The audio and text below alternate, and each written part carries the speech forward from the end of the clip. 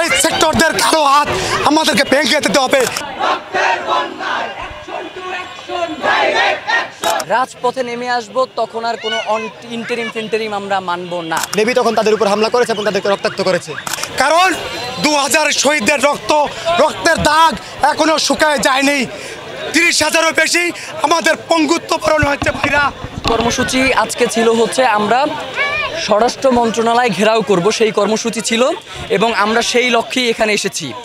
কিন্তু পুলিশ প্রতিমধ্যে আমাদেরকে বাধা দিয়েছে এবং যার পরিপ্রেক্ষিতে আমরা একটা আলটিমেটাম দিয়েছি, সেটা হচ্ছে 20শে ফেব্রুয়ারির মধ্যে তারা যদি এই অন্তর্বর্তীকালীন সরকার সুষ্ঠু কোনো পদক্ষেপ নিতে সক্ষম না হয়, তাহলে আমরা এই জুলাই আন্দোলনের শহীদ পরিবার এবং আহতদেরকে নিয়ে রাজপথে নেমে আসব। তখন আর কোনো ইন্টারিম আমরা মানব না।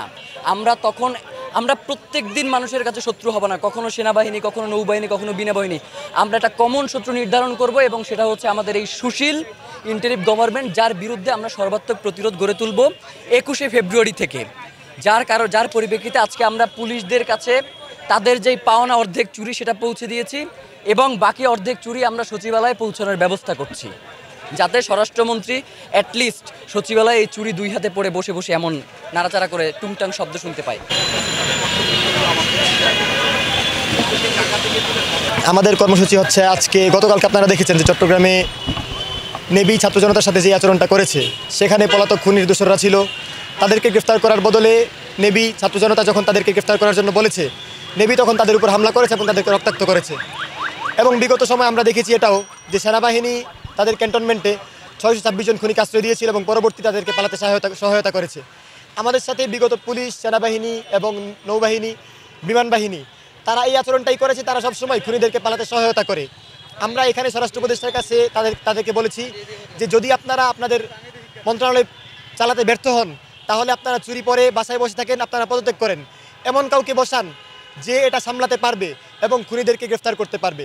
এই দাবি নিয়ে আমরা মূলত আজকে এখানে কর্মসূচি পালন করেছিলাম।